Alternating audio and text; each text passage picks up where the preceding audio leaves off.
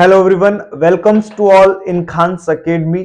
मैं आपको बताने जा रहा हूं एक सिंपल सा छोटा सा कॉन्सेप्ट जो कि मेरे से बहुत सारे लोगों ने पूछा है। और जब मैं प्रिपरेशन कर रहा था या जब मैं एग्जाम देता था यूनिवर्सिटी एग्जाम, तो ये डाउट बहुत सारे लोगों को हुआ करता था।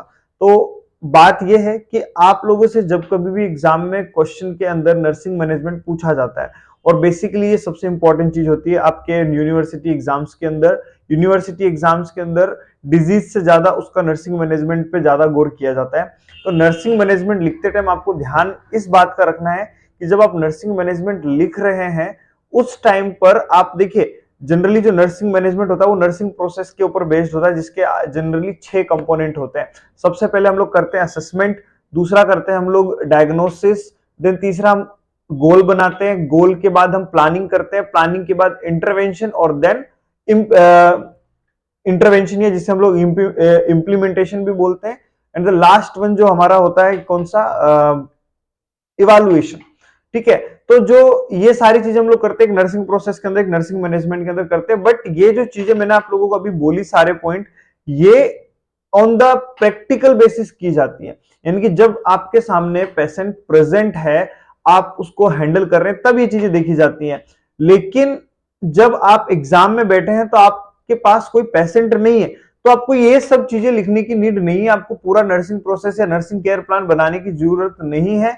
जब आपसे नर्सिंग मैनेजमेंट पूछा जा रहा है थ्योरेटिकल एग्जाम में, इट मींस सिंपली आपको सबसे पहला पॉइंट क्या करना है, उसका डायग्नोसिस लिखना है ना। जैसे वो डिजीज बोलेगा, आपको असेसमेंट करने की नीड नहीं है। आपको कोई कंडीशन वहां पे नहीं दी गई, आपको एक डिजीज कंडीशन दी गई और उसका केयर प्लान बनाने को बोला गया, उसका नर्सिंग मैनेजमेंट करने को बोला गया। तो आपको सिर्फ 2 ही पॉइंट लिखने होते हैं। पहला पॉइंट आपको डायग्नोसिस करना है, एंड डायग्नोसिस के बाद आपको क्या करना है, इंटरवेंशन करना है। या आप सीधा बोल सकते हैं नर्सिंग मैनेजमेंट, नर्सिंग डायग्नोसिस या फिर नर्सिंग मैनेजमेंट, या उसी को हम लोग क्या बोलते हैं, इंटरवेंशन। यानी कि आप इंटरवेंशन के लिए क्या क्या चीजें करेंगे।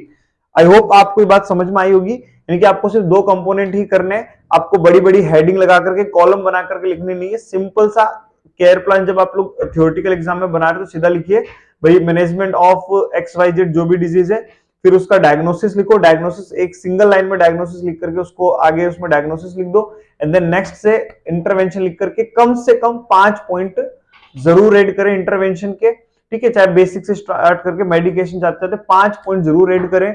और आपसे जब क्वेश्चन पूछा जाता है नर्सिंग मैनेजमेंट का, तो 5 डायग्नोसिस जरूर बनाए।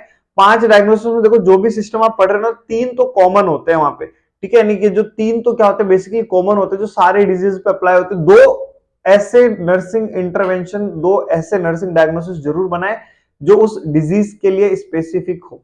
आई होप आप लोगों को ये बात समझ में आई होगी कि आपको कैसे नर्सिंग मैनेजमेंट वाले क्वेश्चन को हैंडल करना है। Thank you.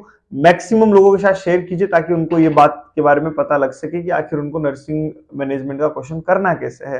बाकी टाइम टू टाइम जब तक आप लोग एग्जाम दे रहे हैं, मैं कंपटीशन वाले बच्चों के साथ तो हूं, बट साथ साथ में आप लोगों के भी साथ हूं, क्योंकि आप लोग ही फ्यूचर हो। आप लोग आज अच्छी पढ़ाई करोगे तब जाकर के फ्यूचर में अच्छे रिजल्ट दे पाओगे, अच्छी चीजें कर पाओगे। आपका एकेडमिक्स भी बहुत इंपॉर्टेंट होता है, उस पर भी फोकस करते रहिए। Thank you so much.